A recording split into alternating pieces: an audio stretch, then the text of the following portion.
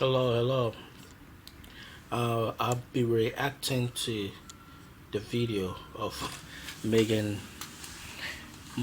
um, Megan Kelly on the documentary of the Dutch and the Duke of. Oh man, I feel so horrible. Have to talk about this because this is crazy. Um, I don't know why we are so interested, but it's part of the news, and there are people who are interested in these people, and so we have to talk about it. Unfortunately, um, so uh, let's see. Looks like Megan is not a fan of the Duchess. Let's see what she says. Uninspiring, interminable waste of time. Believe Let's go back. I've seen it. Harry and Meghan's tell-all, or at least tell what you think makes you look good. And those are 3 hours I will never Oh get my back. goodness. What a boring, uninspiring. Your show is something I'll never get back either, because it looks like everybody is interested in them. Everyone, including you, Megan. Um, or people want a piece of the action. So I'm not sure. Okay, let's go. Interminable waste of time. Oh boy. Believe it or not, this couple is still complaining. From the Montecito mansion, with their 2 beautiful, perfectly healthy children, a little chicken coop and flower garden out back, matching Uggs for Meghan and her toddler, all royal titles still intact, complete with matching stationery, and nearly $200 million in the bank thanks to their insatiable desire to finally tell their story. Like to open. People are making profits of their story, and I think since they decided they are not, they don't want to do their royal duties, and they're going to cash in. Why shouldn't they make money? I mean, everybody else is making money of them, so I don't blame them wanting to make money. I mean, I, everybody else is doing it, so it will be almost um, for us to think that they should not, you know, make, you know, make anything. I mean, what do you think? Okay, so let's go. Let's continue to see what Megan and Megyn.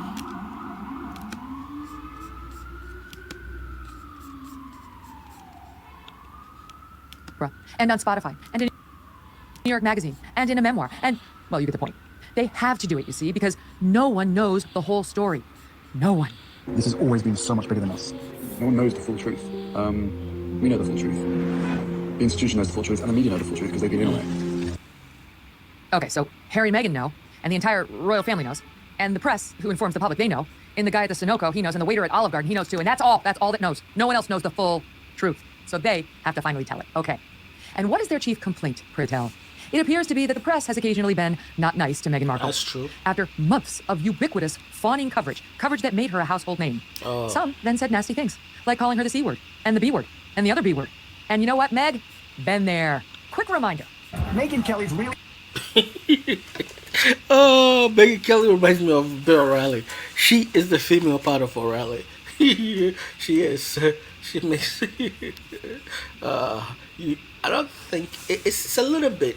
Yeah, I mean, to be honest, she did catch a very bad, but she ended up paying them back. You know, I mean, I think she had the last word. So don't feel bad for Megan. If you mess with this woman, she will come so much after you that um, you would not, you will live to regret it. So I don't know. uh, um, yeah, I'm not sure exactly. Um, what.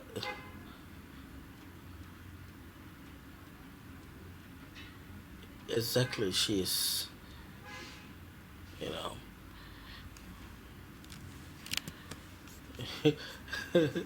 Ah la la.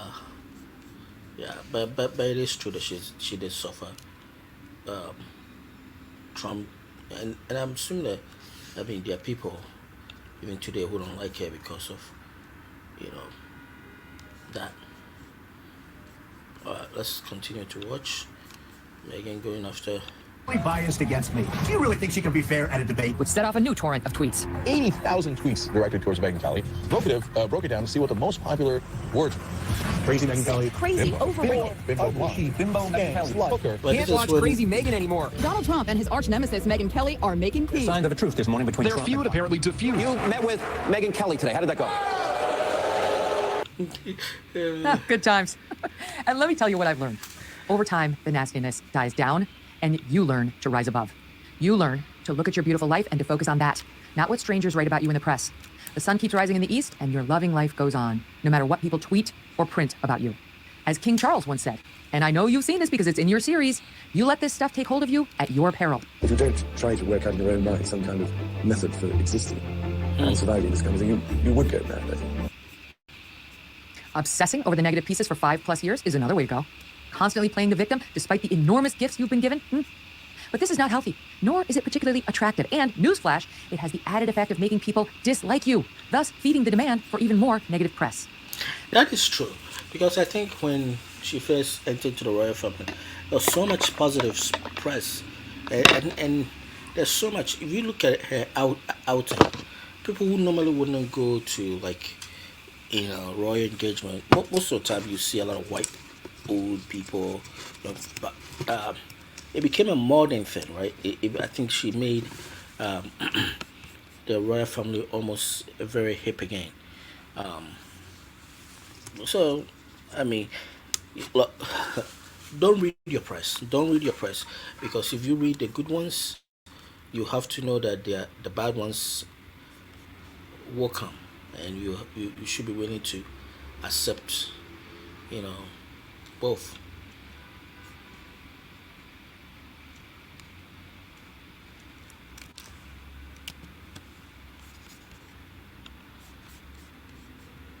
The people this pair is asking to feel sorry for them have their own problems, real ones. They live paycheck to paycheck for the most part. They have kids in public schools where they worry about depression or drugs and crazy teachers. They work all day. They're tired. They need a vacation that they're probably not going to get, and they don't have a closet full of designer dresses, never mind stylists surrounding them for major black tie events, as we see in this piece. They live in small houses or maybe an apartment. They keep a watchful eye on the rising gas and electric bills, the cost of groceries, as they try to save for college and still give their kids a nice Christmas. You know, if you're rich, you never think about all those kind of stuff, and this is how clueless. I remember, I think doing a Oprah interview. The guy said, when my mother died, we only had I think say 60 million or something like that. I'm like, what is he talking about? Most people don't have that kind of, you know. If you want a simple life, you don't want a simple. You want a glamorous life. So let's be honest about it. No, most people don't like their in-laws, but most people cannot make money. You know, you are very lucky, privileged. So I don't understand why, even, I mean, there are some grifters, you know, in the black community who wants to make money out of this, you know, and it pains me to see that. Often they're dealing with health issues or dependency or unexpected layoffs, and they certainly don't give a damn about the mean tweets being sent out about the Duke and Duchess of Sussex. One thing I did find interesting was the amount of emotional baggage Harry still carries. It's big. Good gracious, is this man insecure. Partly because he's a ginger, yes, wait for it, and partly because he clearly has not worked out the trauma of his mother's premature death. Time and time again, I said to myself while watching this guy needed therapy. Not the weird tapping thing he did. A real psychotherapist. That is what he needed, not a whiny, woke, annoying wife. Listen. Calm down, Megan. Calm down. He might need therapy, but that's too harsh to say that his wife is annoying work. I mean, look, I think each side have to look at someone as a human being and fallen and be very generous with one another. And most people are not very generous because there is nothing. Let me see if she's gonna come around and be a little, because I think when you're in a situation, maybe they cannot say everything, so they have to say some things. Because I've been in situations where it's like you can't say everything because you know if you say everything, you're gonna hurt the people around you. So, not saying everything makes you look even worse than everything. But you cannot say everything. You are, even though you are saying everything, you cannot say everything because it will be worse. So let's be a little bit generous with our the way we go about our royal family. All right, calm down, Megan. Let's continue to watch out. To him describe how his family allegedly reacted when he introduced them to Meghan.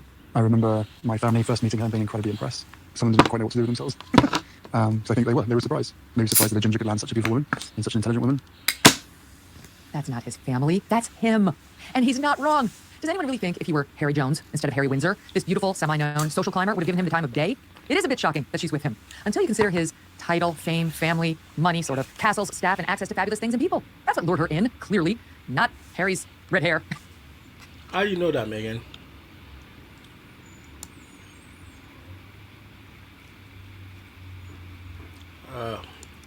Let's see.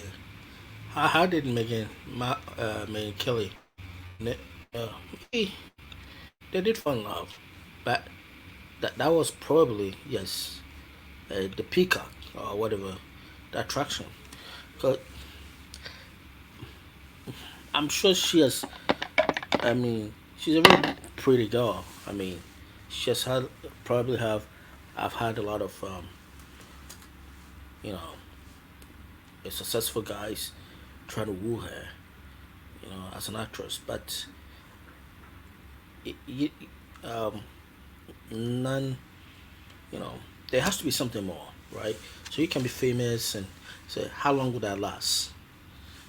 It might not last forever, but marriage is always a kind of a contract um, that people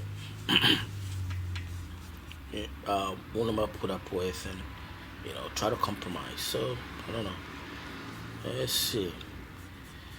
Oh, Megyn Kelly. And not his Mensa IQ either. Just kidding, that's not a real thing. Remember when he called the First Amendment bonkers? This is no scholar. All of this is a downside of being a prince, I guess. And not even the heir, just the spare.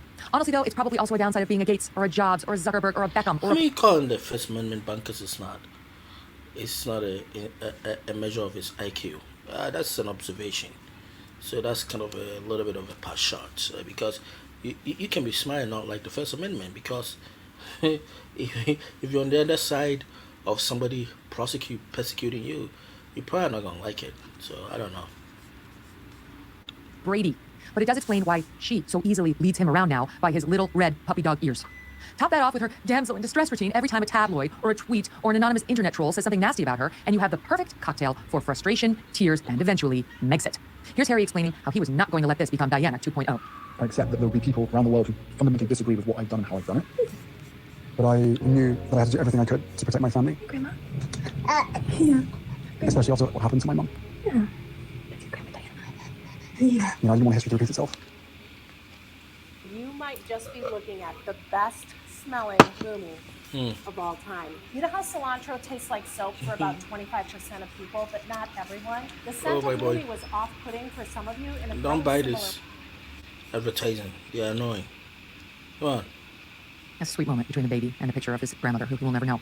But first of all, the press hasn't done anything to Meghan remotely approaching what happened with Diana, which I'll get to in 1 second. But did he really promise her, Harry? Did he really promise Meghan he would protect her from the press? In Botswana, out in the bush, when an elephant came by their tent, they tell us he promised to keep her safe. And now the occasionally mean reporters, they're the paper elephants. It's so overwhelming. Prince and his American sweetheart. Okay, well then I'll just treat it like we're in the bush. We're like, it's all foreign to me, but I trust that you'll keep me safe and you'll get me through it. Aw, so sweet. And such an empty, asinine, absurd promise, which they both knew could never be kept. Because you know what? I'm part of the press, and we don't answer to Prince Harry. I mean, I think probably Meghan knew the press more than Harry because she says she did, she wants you to know that she's a very smart girl. I mean, she really, acting was just like something she wanted to do to get somewhere. I mean, that was not her calling. I mean, so why? So she should know that the press in America is not like any other. You know, they don't. So she's right. I mean, when she's right, she's right. He does not control us, scare us, or really even get to shape our coverage at all. He certainly doesn't have any power over what American journalists or citizens write or say, which Markle knows very well as an American actress. But even in Great Britain, where the palace may be able to influence some coverage, they do not control the media. Otherwise, Prince Andrew would still be a working royal, and we wouldn't know how much he'd like to hang out with pervert Jeffrey Epstein. The series also makes clear the roots of Harry's newfound annoying wokeness. Yes, it's his wife's influence for sure, but he is also tormented, apparently, by that time he wore the Nazi uniform for Halloween when he was 20, complete with a swastika on his arm. Says it was one of the worst mistakes of his life, but wants us to know now that... Now, you see, I think people are blaming Meghan. Look, I think that wokeness actually is not actually that comes from his father. Prince Charles was woke before woke became woke. So let's not blame the black lady. Yes, Meghan is woke, but Prince Charles was woke. I mean, this was a guy who was talking or King Charles. Apologies to my British friends. Was woke before wokeness became popular. I mean, this is a guy who was talking to his plants, and in some things he was right. He was talking about conservation, and I mean he was in a minority neighborhood, way before. Yeah, I don't think he's just woke. I think he actually wanted to do something, because wokeness they just complain, but his father actually. So there might be some stuff that he has catch from his father, and I think he's a guy of action. So, and this is a guy who also served his country, So guys, Meghan, calm down. That he met It's afterward with a rabbi Royals. and a Holocaust survivor. Because, he didn't know that Nazis were bad before that. Bad job, Eaton. Hello? Since then, you see... No, I think sometimes we learn about things, and Paul took it as a joke. I mean, look, like you, Meghan, said that blackface shouldn't be, Didn't you know that blackface... Come on, you went to law school. So sometimes we don't really realize some of the stuff that we do to actually do it, or you do it casually. And I mean, I don't think he wear the Nazi uniform really to think, they were good people. Thought it was a joke. It would be a nice costume, We are, just like when you said, excuse me, when you said blackface, you probably thought that was, some kind of, why are you having problems with that,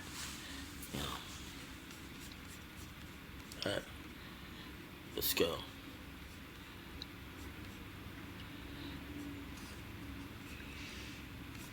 Meghan. However, he has done the work, tackling his unconscious bias, which he wants the rest of his family and Britain to do too. Because you're either part of the problem or part of the solution, okay, babe? And newsflash, Brexit supporters, you are part of the problem. If you go back and look at the social...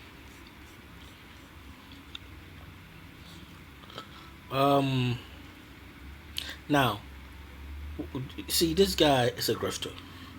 Because if what they do is, if you have like left wingers on your thing, and they look at your opponents, and this is why I think the isms and this sometimes they lose me, because what they do is they support certain positions, and when you don't agree with them, or they don't agree with you, they look at their position as righteous and your position as non-righteous, and then they come down on you to condemn you and make you the racist. You understand that? Okay.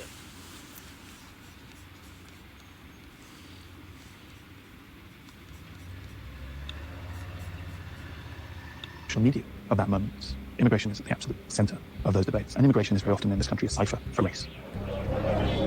Everybody should feel concerned about illegal immigration. We don't know who these people are. Send them back off. Okay. So you take a clip, and this is they did that during the Tea Party movement. I remember CNN. I was watching. That's where a CNN producer they were going,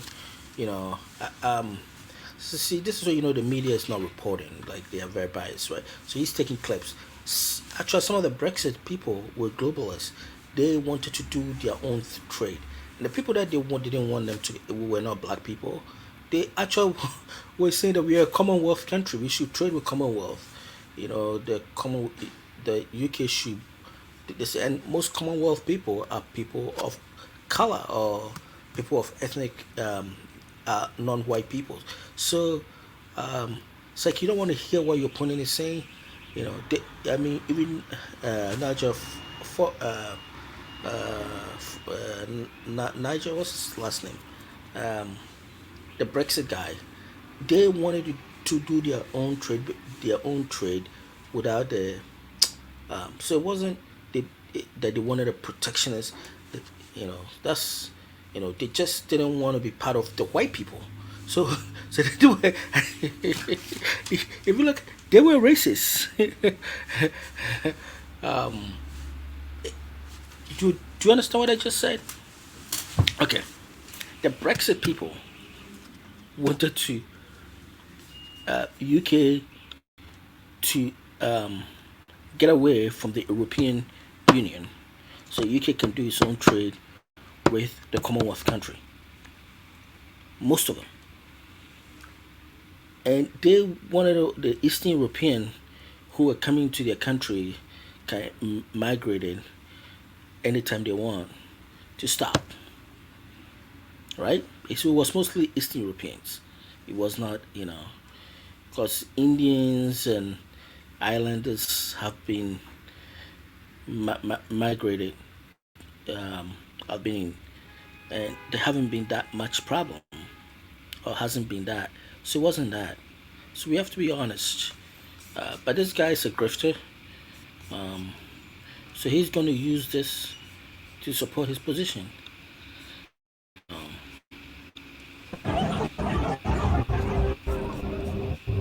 So the EU commissioned a report in 2016, exactly the same time that our relationship became public. It warned that if the government isn't going to do something, or if the media aren't going to sort themselves out, the culture war that had already existed was going to become huge and become a real problem. It was a perfect storm that gave credence to jingoism and nationalism. This is from left-wing publications. Left-wing publications. I mean, the UK, what are they going to do? Stop the press?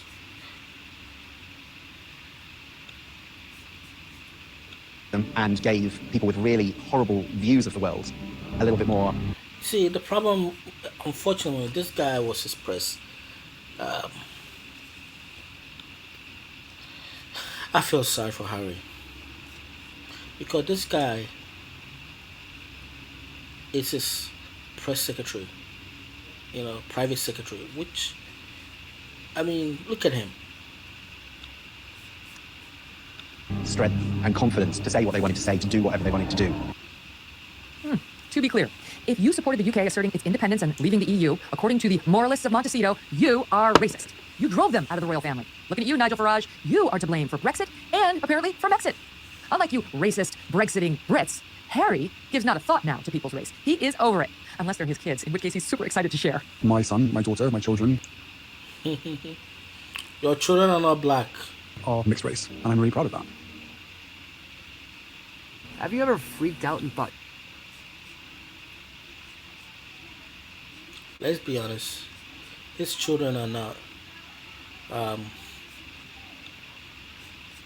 His children will never. I mean, Meghan even did not consider herself to be you've black. lost your wallet? So, Then this wallet's for you. I've just discovered the smartest wallet. so it became convenient for her. So what are they talking about? What are they talking about? Meghan did not consider herself to be black. She has always. I mean, so. But I always find with some mixed people that they always want to prove how their blackness and wanted to use their whiteness whenever it suits them.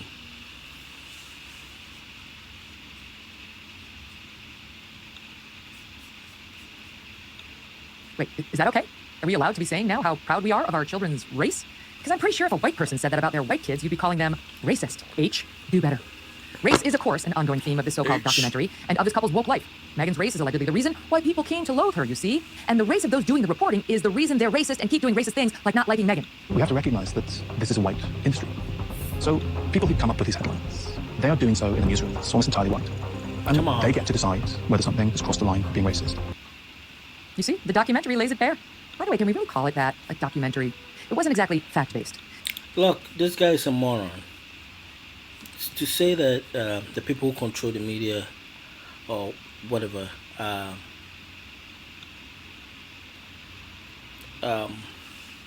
white, so you know what right and wrong is. You don't have to be black to know what right and wrong are.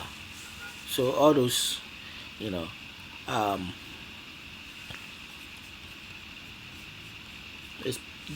it's bullshit. Seem more like one of those inspired by a true story than an actual true story. Like most of these streaming documentaries, it wasn't produced or directed by a journalist. It was created by a woke Hollywood filmmaker who used to direct The Handmaid's Tale. And Liz Garbus's failure to adhere to journalistic standards is quite undermining of her piece. A journalist would not have used 5 shots unrelated to Harry and Meghan to show press harassment of them. A journalist would not have suggested a war by the press while showing a picture the couple blessed and cooperated with. That would not be ethical. A journalist would not have aired this thing without making Unfortunately, some of these people are going to take this as history. So, but I feel sad for all of them, you know. Sure that his or her attempts to get comment from the palace were repeated and clear and well documented, none of which happened here. A journalist would not have allowed Meghan to smear the BBC as doing an orchestrated reality show interview for their engagement without seeking comment from the BBC, which has since denied the charge and accused the filmmaker of misleading editing. A journalist might have felt duty-bound to point out that while Meghan was urgently messaging her dad about her wedding, she was coordinating with palace PR. These were not loving messages from a concerned bride-to-be. This was defensive PR by a woman. How does Meghan know that? See, this is where they think that people are leaking to make it look bad. Because I always thought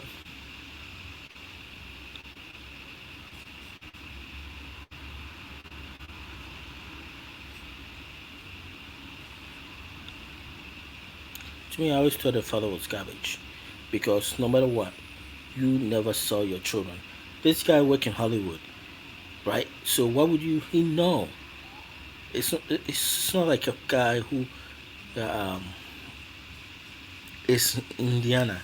I have some friends and family members who don't know anything about the media, you know, and they wouldn't. And if you go to them, you give them $1 billion. But there's a price. Maybe I shouldn't say that. I mean, they wouldn't. I mean, people who are close to me wouldn't just sell you out, you know. And your own father to take money. I mean, come on, guys. Yeah, maybe you should say, okay, let bygone to be bygone. But you are not going to trust a person that your stepsister is always around, manipulating things, or your half sister. You know.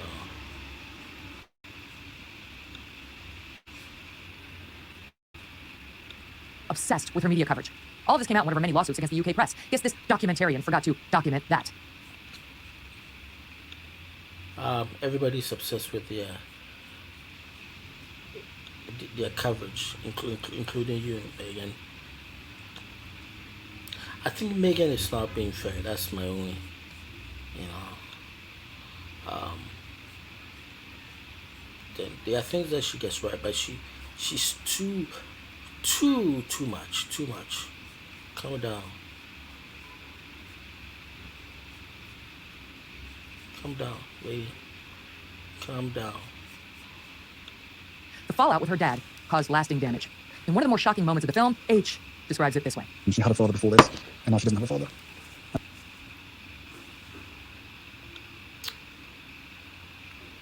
Now, I want to ask this if you were Meghan and your own father, why are Americans with these unusual that you have betrayed you like that, What would you do? I mean, this is. I mean, this is not parenting. Why are we behaving like she doesn't deserve better than what her father did? Why are we pretending that, excusing, you know, what her father did? Why are we making her to be the bad person? That she doesn't have the right to protect herself from him. His job was to come to the wedding and and um and then he decided there was no press, there was nothing. I mean, come on. His job was to come to the wedding and match your daughter, and they come up with there was not there wasn't if there was no bad press of a father before that. If there was probably one or two press this thing. But so what? It's not about you. It's about your daughter. I just thought of that. Because if Meg wasn't with me, then her dad would still be her dad. She doesn't have a dad. What a farce. She does have a dad. He raised her and loved her and paid for her college and never asked for any of this attention. He screwed up in dealing with the paparazzi, staging photos of himself, getting ready for her wedding, reportedly in exchange for cash. Not good. But unforgivable? One mistake after. Yeah. I mean, that's a big one. So, oh boy. Megyn, that's a big one. Because if your father is willing to sell you for a wedding, what else is she willing to do? I mean, I think that's a pretty bad one. I mean, your father taking money. Think about it. To sell you. Especially when this guy has worked in Hollywood. He's not, come on. Now, my thing is life is very short. And people make mistakes. And there's always a way to redeem things. So, yes, make up with your father. Make up. But to pretend like she does not have any right, to demand something better from her father is asinine. Very, very asinine, Megyn. After a lifetime of loving and supporting her? You know who doesn't have a dad? Me. And millions of others out there who... Oh, Megyn. Again, it's not about you. It's about her. It's not about you. You kind of... I don't know, maybe it's an Irish... it's an Irish thing. It's not about you. Yes, your father died when you were young, and you wish your father was here. But this is not about you. And this is not about millions. There are millions of people that their father molested them. You think they should be around their father? That's a sick argument. Just because you lost your father? I mean, what he did, I wouldn't say, but it's really close to that. It's not even, I would say how you take money, your own daughter, or to make yourself look good. What? It's about making your daughter's day. That's, I'm not a father, but most of my friends that I know who have children, on your children's day, they want their children to be happy, they want everything to go well, but then they want them to find a good spouse. That's what most of my friends I know wish for, not to take money for them to look good, And if you want to look, they pay you to take stories, not that even you look good. I think that's even a bullshit story to say that. Else you wouldn't look. You don't need money to, If somebody say, "Let me take story for you to look good," I say, "Oh, thank you. I have to pay you, or you have to pay me?" "Oh no, you don't have to pay." Okay, but if they have to pay you $100,000, so why are we taking the white guy's story? Than her, what she went through with her father. She loves her father, and I think she's, But I'm also a little bit. How come only her mother, even from her mother's side of the family, are the only people who went to the wedding. Doesn't her mother has because she said that her mother has, or look, maybe she's ashamed of her family. That's could be it, and she didn't want her family to be around to, for the media to, because her mother's side of the family, her mother had a sister that she raised. So how come all those people, cousins, were not at the wedding, and the people who were there were celebrities? I think that's a good story to us. Kill to have just one more Christmas with them, just one more chance to hug them or spend time with them and put any BS misunderstandings It's not behind about us. you, Megyn. Her dad has had 2 heart attacks and a stroke. He lives just a few hours So away what? from her, but now he's dead to them because he didn't deal well with the paparazzi. He's ghosted. I guess Harry's her daddy now. And Yeah, Harry, whose he's dad her is also husband. alive and well, and also the King of England, who could probably use some nice press about him right now. He's just started his reign, and Harry's message to him, my mother was all heart, and I am my mother's son. Oh, and also, come on. I'm the only one in this family who married for love. I think for so many people in the family, especially obviously the men, there can be a temptation or an urge to marry someone who would fit the mold, as opposed to somebody who you perhaps are destined to be with. The difference between making decisions with your head or your heart. And my mum certainly made most of her decisions, if not all of them, from her heart. And I am my mother's son. Weak music to soften it? Okay. So your dad raised you without your mom from age 12. But hey, he wouldn't keep the cash flowing when you quit working for the royal family, so I... Hey.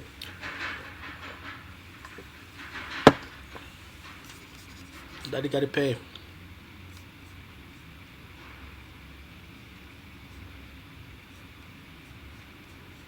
Daddy has to pay. Daddy has to pay. Because he's not paying. I guess he can pound sand too. Meghan also makes clear, just in case you were wondering, Kate and Will's super formal, not just in public but in private too. Stiff as a board actually. Unlike the very warm and delightful hugger Meghan, he's so fun to share stories. As for the matter of Diana's death and the cloud that looms as a result, Harry appears to me to be looking for a kind of do-over. If he can manage the press for Meghan and get a better result, maybe he'll feel better about what happened to his mom. Psychologists are well aware of this phenomenon. But Meghan is not Diana, and she is not getting hounded by the press in any way close to the way Diana was. Other than a few paparazzi hanging around outside of Meghan's house in Canada when their relationship first was made public, the only paparazzi shown bothering her is one guy on a scooter in New York City, in a scene that remains my very favorite of the entire series so far. Look at these drama queens. Do we have that pap on the scooter again? Yes. Oh, we do, right? Same guy? Same guy. Oh my God. Watch them go to this park and My goodness.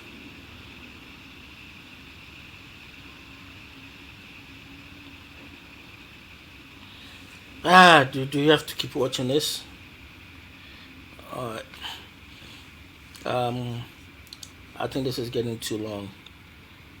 So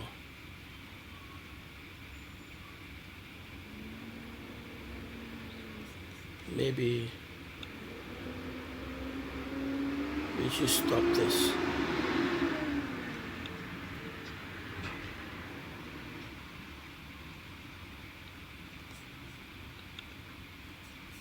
Because, I mean, this is paparazzi. Oh my goodness.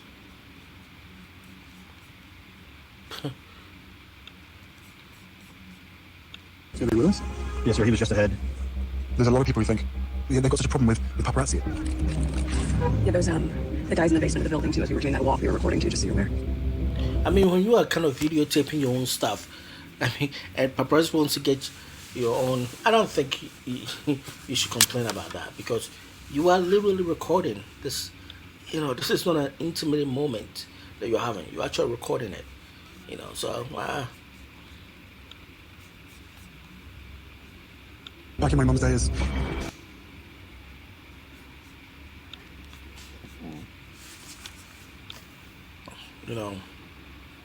I don't know. This is not very good but I think it's not so much of the camera, it's what they say about you afterwards. So maybe that's what he's worried about. it was physical harassment. Cameras in your face, following you, chasing you. She's following us. This path would be worst case scenario first. Worst case scenario, we're going from one garage to another. It's... Safety first. It's one guy on a Vespa. What are you worried about? He's going to deliver some flowers in a newspaper to you? But this is so on brand for these two. A ridiculous overreaction to an absolute nothing burger that they then use to paint themselves as victims, and doubly so when no one reacts with the horror they expect. Harry is still miffed his family did not do more to protect his provincial, innocent, doe-eyed bride. You know, the one Tom Bauer says spent the months before she met Harry trying to find someone rich and famous to marry, and who, according to her friends, loved to set up paparazzi shots of herself. The direction of the palace was, don't say anything. No comment. Everyone just say no comment. But what people need to understand is... I don't know. I mean, I think most women are looking for successful, including you. I mean, you married a successful, handsome man. I mean, who most people are looking for successful as they can get. So, I mean, why are we trying to make her feel shame of her choices? Why she's supposed to marry some broke person?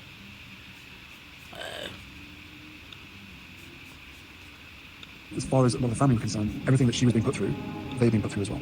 So it was almost like a rite of passage. And some of the members of the family was like, right, but my wife had to go through that, so why should your girlfriend be treated any differently? Why should you get special treatment? Why should she be protected? And I said the difference here is the race element. There it is again, her race. That's the game changer. She deserves special treatment because of her skin color. Is that how it works, by the way? The press has an obligation to go easy on black or mixed race subjects? Tell it to Clarence Thomas, Larry Elder, Herschel Walker, Ye West, Will Smith, I could go on. In America and in the UK, the press cuts everyone. Everyone with power, privilege, or a platform, at least. People who seek the spotlight are going to get it, the good and the bad. It's not nice, but it is the world in which we live, the cost of a free press. And yes, it's worth it. There have been a few nasty racial comments about Meghan, and even some about our... Yeah, so I think part of it is the Straight Out of Compton. I think if you actually read the article, it's such a positive article about her. I think sometimes people try to be hip. And let's not forget, Straight Out of Compton is some kind of cool thing that we, cultural thing that we say. It doesn't mean that you are, she's almost like using the N-word and turning into a positive thing because of Ice-T, So Straight Out of Compton is not necessarily a racial thing. I think it's a cultural phenomenon that people use. But you can turn into race if you want to. But I don't think it...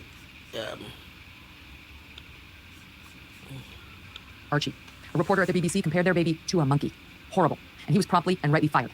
Harry says more was required of the palace, but what? Fired's fired. And the vast majority of comments they mention in this piece, and there are not many, are either a one-off from a tabloid or a comment from online no-names. Why is it the palace's role to stifle stupid comments on the internet or in the media, even if they could? Even if they could. The UK has actually passed laws to make things safer for royals dealing with the press in the wake of Diana's death. These two have more protections from the media and paparazzi over there than they do here. But no institution can stop the churn and burn of news, of the tabloids. The best one can do is learn to ignore it. Harry suggests, so far, without evidence, that the palace was actually planting hit pieces against him and his wife. Oh, that's unfortunate, but again, unproven. And frankly, may have been fair play. That's not good. If your whole family is planning, look, family is family, so you have to that these people have to find a way to coexist. Because imagine that today you find out that your brother passed away or something. How would you feel? How would you feel, Harry? Play, given this pair's behind-the-scene antics, bullying, and constant playing the victim. Remember when they went to Africa and Meghan complained in the midst of such poverty and suffering that no one was asking how she was doing? Meghan and Harry have a great life. I'm happy for them that they got away from a situation that was not working for them. If only they would now simply live that life without the constant lecturing and complaining. The Queen, who had a keen sense of public perception, had a simple rule for her family. Never complain, never explain. It keeps the royals a bit mysterious and avoids some controversy. Sometimes you're stupid and you keep quiet. People may think you're wise. But when you open your mouth, you give it away.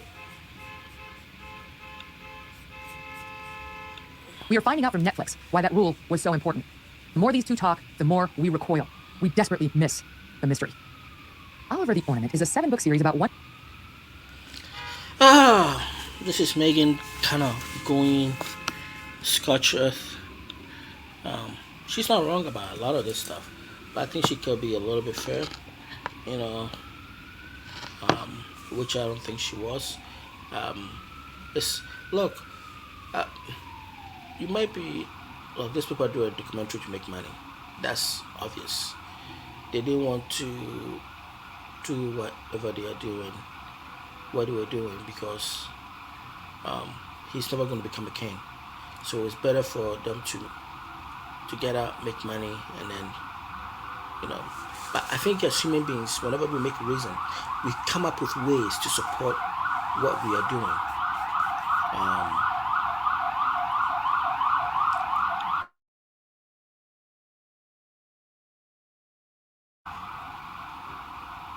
Hello.